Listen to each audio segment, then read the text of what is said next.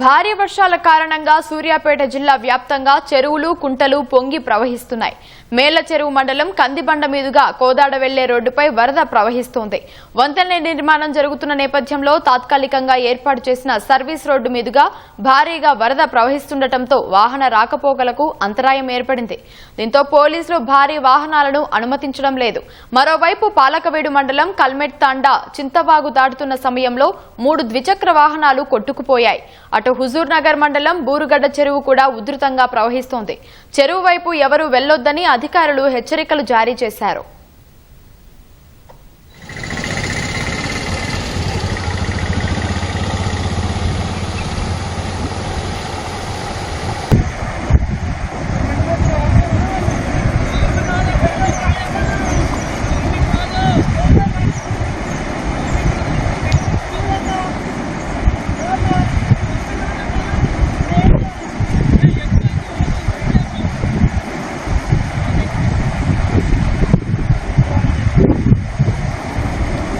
Control!